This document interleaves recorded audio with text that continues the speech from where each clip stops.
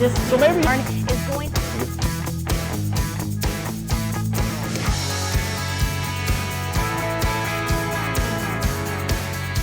Hello and welcome to Inside Jacksonville, a production of the University of North Florida School of Communication and the CW17. I'm Bruce Hope. And I'm Gabby Parzignat. We're here each month for stories about life on our favorite coast, The First Coast. Jacksonville is home to dozens of museums, art galleries, and historical landmarks. But one spot in our community is turning heads and changing perspectives. Inside Jacksonville's Valeria Rodriguez tells us why more people are visiting cemeteries on their free time instead of museums. Florida's First Coast is enriched with lots of history, and there are many different ways to learn about it. Some people study history by reading, or by going to museums and visiting historical venues.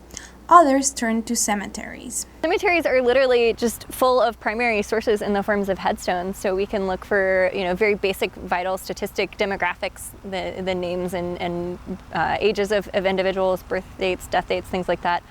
We can look at the headstones from an aesthetic viewpoint. We can look at the iconography and the style and the architecture of them, and see who has bigger monuments and who has smaller monuments. Cemeteries are viewed very differently across cultures. Many might see them as a place to show respect to their ancestors, others might see them as creepy places that should be avoided at all costs. But historically, modern cemeteries were created with a different purpose. Kind of modern cemetery movement goes back to the late 1800s. And cemeteries are actually established as places where folks are invited to come and visit and to walk through and to, remember people, but also they serve almost as like public parks. Visiting cemeteries is also a great way to keep the history of a place alive. Florida has thousands of cemeteries, each one with a different thing to offer to their visitors. It depends on the kind of day you want to have. If you want a more peaceful kind of day, you can always head to St. Augustine and have a cemetery tour. Or if you want just like a calm day with yourself, you can go to the Old City Cemetery. If you decide to venture to a cemetery, there's a few things you can keep in mind so you get the most out of your visit. Well, a good basic rule is, to take only pictures and leave only footprints. So trying to think about your impacts of not, throwing trash, very basic things. Don't litter. Cemeteries are very important resources. We can learn a lot from them. And we always like to say a visited cemetery is a safer cemetery. Valeria Rodriguez, Inside Jacksonville. To find out more information on cemeteries near you, or if you're interested in taking a closer look for yourself, head over to unftv.com. Every year throughout the United States, roughly 40% of food is thrown out. One Jacksonville organization is combining forces with residents and local businesses to reduce that number in our city. Inside Jacksonville's Connor Sweeney tells us more about how this nonprofit is giving back while reducing waste. Throughout Northeast Florida, millions of pounds of food go to waste every single year. Many of these items are fresh baked goods that are overstocked at stores. Organizations like Waste Not, Want Not and local food pantries are working to ensure that all members of the community have access to food when they need it most. With so many people from different walks of life wanting to make a difference in their community, volunteers congregate here at the Waste Not, Want Not facility, where they help take inventory and food that's been saved and to be later distributed to those that can't feed themselves. Started in 1990, the organization has grown throughout the years and now serves members of 10 local counties. It is run almost entirely by volunteers. They are a food rescue organization as opposed to a food pantry. They do not directly feed those in need, but rather supply food to local missions, food banks, soup kitchens, and other programs that feed the hungry. Waste Not, Want Not is a charity that has been around for 29 years. Next year is our 30th anniversary. We're very excited about that. We have a twofold mission. Our mission is to prevent the waste of items that can be used to fight hunger and poverty in our community. Food is donated by different restaurants, stores, and organizations throughout the community instead of being thrown out. This includes items that are not being sold, but are still fresh, as well as leftover baked goods that can't be left for the next day. So the majority of what we do is we rescue food, You may wonder why there's so much food to rescue. As a nation, we throw away about a quarter of all the food we produce before it reaches a consumer. While Waste Not Want Not is a food giveaway organization, the goods donated to the local food pantries and food banks provides a twofold impact for both the volunteers as well as the community who receives them. Donating food is such a gift for those who receive it. In one instance, there was a long line of homeless people that just wanted 1 cup of warm coffee, and you should have seen the smile on their faces. They were so happy because they don't receive this, and it's probably just once a week that it happens. Connor Sweeney, Inside Jacksonville. To find out how you can give back to our community while also creating a change throughout the city, go over to unftv.com. Coming up, we'll find out how one UNF student is soaring heads above the rest. Also, after the break, we'll find out how a new breed of doggy daycares are taking over Jacksonville.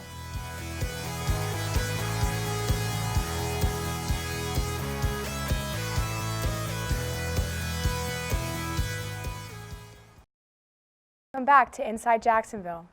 Coming up, we'll get a closer look into how a new doggy daycare trend is causing a howl, not only with dogs, but with their owners. But first, a UNF student athlete is exemplifying what it truly means to do it all. This junior baseball player and pilot is showing his friends and family how he is achieving a lifelong dream in his career while still getting a degree. Inside Jacksonville's Taylor Smiley has more on this athlete's time in the sky. UNF student athlete Raf Libanow has a lot on his plate, between studying for classes within his finance major to participating in every baseball practice, game, and film session. He has little time for anything else. This past June, he realized he wanted to chase another dream of his, this time in the air. The Philippines native started playing baseball at the age of 13 and began focusing his talents on high school baseball, where he played for Trinity Catholic High School in Ocala, Florida, before being recruited to the UNF baseball team for his freshman year in 2018. His childhood obsession with researching how to be a pilot and flying planes took over in June 2019 when he swiped his mom's credit card for an intro flight course to pursue his lifelong dream. Within 3 months, Libanow acquired his private pilot license. I wanted to come to the United States because that's where royalty was back home, because it's third world country. So, I mean, I've always wanted to become a pilot. I've always looked up YouTube videos on it and read little kid books about it. And it didn't really spark to me until last summer, where I was like, my dad was talking to me about it because he shared a link to me, and I just sent it, and I fell in love with it ever since. The planes I get are basically single engine, any single engine land airplanes with just a single prop. And how I get it is through my flight school, because you basically they have to know that you're able to fly the plane. So I run through them all the time whenever I want it. Telling his friends, family, and girlfriend about wanting to become a pilot drew a lot of mixed emotions at first. Raf says his dad was his biggest supporter from the very beginning. Raf even took a few of his teammates up to Atlanta for a Braves game, and they got to see just how dynamic the pilot really is. After graduation, Raf wants to work as a private pilot for a baseball team, and also hopes to put his degree to use simultaneously when he finishes school. He says that flying planes will allow him flexibility, excitement, and the ability to travel, something he wanted to incorporate in his future career. At first, Raf's like a cool and funny guy to be around, so then it's a lot different when you're on the plane. He's very serious. It's kind of a whole different side of Raf. We actually flew to Atlanta for the Braves game, and yeah, that was just a cool experience. We got to fly in the day and the night. I mean, I think it was really exciting. Like, it was kind of like on a whim thing. So, like the day of, Raf's like, "Do you guys want to go to the baseball game?" We're like, "I mean, yeah, but we have a test." He's like, "Don't worry, I'll just fly us up there." So it's kind of like, oh, okay, like awesome. So I don't say like it was a fear factor at all. I mean, I trust Raf, and I just think it was a good experience. Taylor Smiley, Inside Jacksonville.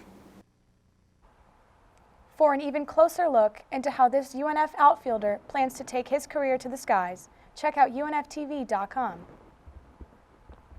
Plastic straws and other waste can last up to 200 years before completely breaking down. One organization is making residents more aware of the dangers of pollution is having on our planet, while also teaching them how to protect our oceans for years to come. Inside Jacksonville's Isaiah Jenkins is showing us the impact Beaches Go Green is having on our aquatic community. Approximately 80% of plastic in the ocean comes from land-based sources. Nonprofit organizations are coming up with ways to help reduce waste. Beaches Go Green is a Jacksonville nonprofit that focuses on not only waste cleanup, but educating the population on what they can do to also help. So I started Beaches Go Green in June of 2018, and our whole purpose and mission is education and awareness about the waste that we produce and how it's affecting the planet. And a lot of the products that are available to us are convenience-based, and they're single-use plastic particularly. And so we're burning through this single-use plastic without the understanding of how long it's actually going to be on our planet.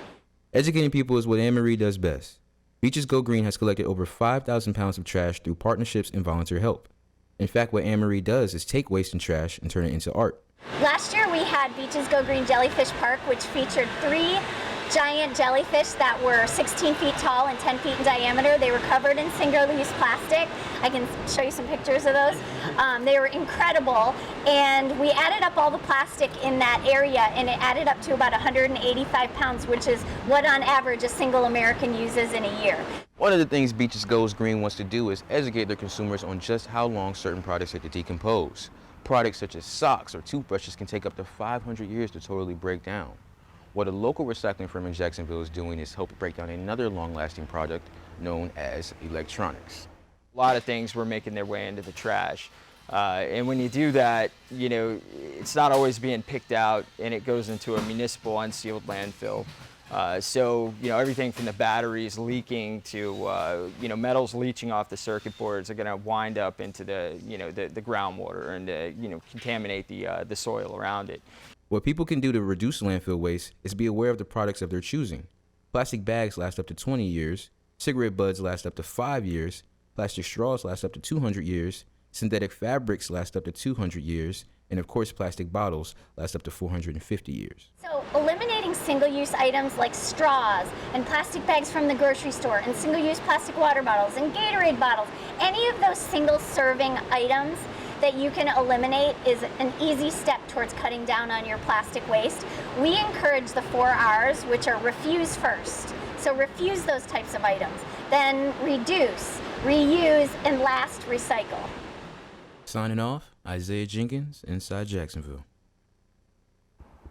If you're looking for ways to help keep our beaches and ocean life safe, check out unftv.com for more ways to get informed and lend a hand. Dog owners are packing their bags and leaving their worries behind. Over the years, traditional pet boarding is a thing of the past and is now evolving into every dog's ideal playground. And the owners are seeing a difference too. Inside Jacksonville's Cameron Rogers takes us closer into what these new doggy daycares have to offer. Over time, doggy daycare has transformed into a lavish retreat. They're always supervised by trained staff. So we have trained staff to look out for behaviors of dogs that are playing too rough or you know, have a shy group over here, a really hyper group over here, those kind of behaviors. Small dog area, big dog area, and then boarding includes daycare. So other boarding facilities might keep them in their suites during the day, whereas we let them play. Again, using that energy throughout the day so that they're making friends, going back home tired, just like you when you're at work throughout the day. You go home tired, you want your dog to go home tired too. She always comes home very happy and excited to be home. And when we drop her off, she's equally happy and excited to be dropped off and hang out. So it's a great place to be. The Jacksonville area is home to more than a dozen pet resorts, with options like live stream video to check up on your pup and other services unique to an animal's needs. We have to share love to all the dogs, so we actually provide actual services for them to have more one-on-one interaction with a person. That's what we call snuggle time or playtime. So we can actually remove them from the play yard group, take an extra 15-20 minutes with the dog, and we can play their favorite frisbee game, you know, ball game, and so that they have that interaction with just one-on-one. Another good thing is we also provide snuggle time. It gives them just a little extra attention that they may need, and that will help them get through the rest of their day. From pool time and playtime to peace of mind, it's clear that dog owners are switching things up from traditional boarding to treating their pets to more of a resort-like experience. But what kind of impact is this having on our pets? Some of the daycares are really, really well equipped. They have pools, they have the play courses and all that. Others, it's a smaller area and they can play. The more room they can get, the more socialization they can get, the better off. While away at work or on vacation, owners can rest assured knowing their dogs are exercising, socializing, and being taken care of. Cameron Rogers, Inside Jacksonville. More information on how pet daycares benefit you and your dog's lifestyle can be found on unftv.com. Coming up, we'll find out how one high school student made history by becoming one of the few Jacksonville athletes to make it to Team USA. Also, after the break, one Jacksonville woman is helping build her confidence and her business, one cookie at a time.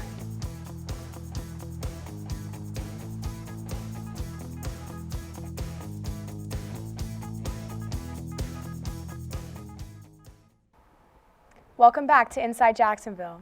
Coming up, we'll see how one Jacksonville woman is supporting our community while taking her business to the next level. But first, in 2018, Colby Halter was the only high school baseball player from Jacksonville to be selected for Team USA. Inside Jacksonville's Troy Hollinger met with this baseball player to find out why he was chosen for the game of a lifetime. Local Jacksonville baseball prospect Colby Halter got to fulfill a dream only a small percentage of ball players in the country get to do.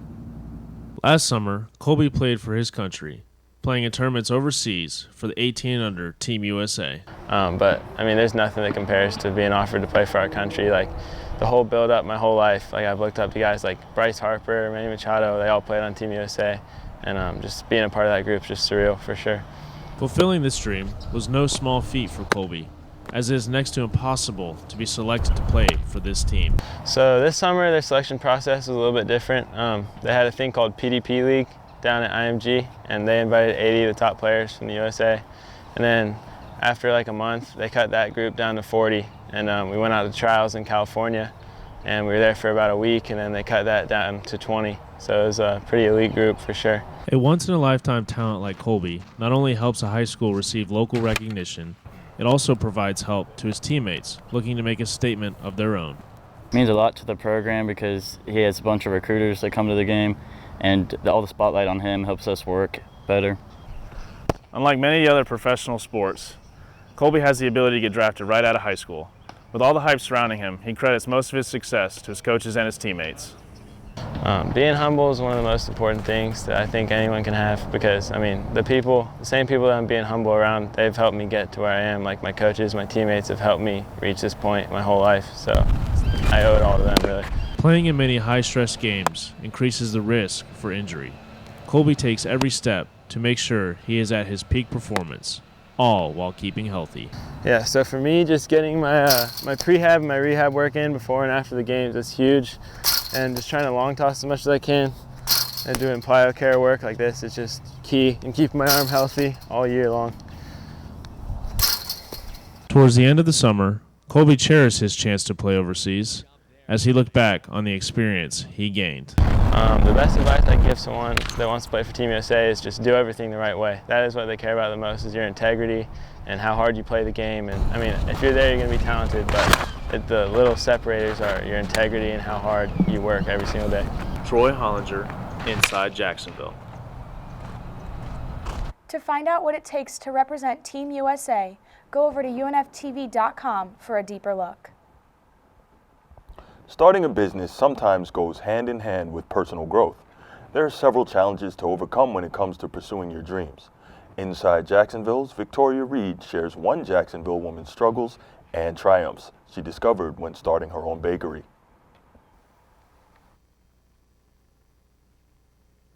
If you're scrolling through Instagram and came across these beautiful cookies, it would be hard to believe that the woman behind them initially doubted herself. Like many working moms, Drika Hope was intimidated by the thought of starting her business. Looking at some of the pioneers of cookiers, I was thinking, oh, well, I'll never be able to do this. This looked extremely hard, time consuming, and I just automatically just like, I can't do it. I didn't even give myself the benefit of the doubt that it's something that I could learn to do. The more she practiced, the less she doubted, and she stepped into her business by taking action. I did a lot of homework before I actually built the confidence to say, okay, I'm ready to do this. With her newfound confidence and what seemed to be hundreds of cookie cutters, she learned the value of being authentic. The most important lesson that I've learned is being true to myself. Drika used resources like Google and YouTube to learn more about the cookie business and to learn cookie decorating techniques. If you put your mind to it, you can do it. Drika makes it clear that for her, presentation is everything. I want my cookies to represent themselves, represent me, represent my family. Once Drika took that leap and put her cookies out there for the world, she got positive responses. They taste really good.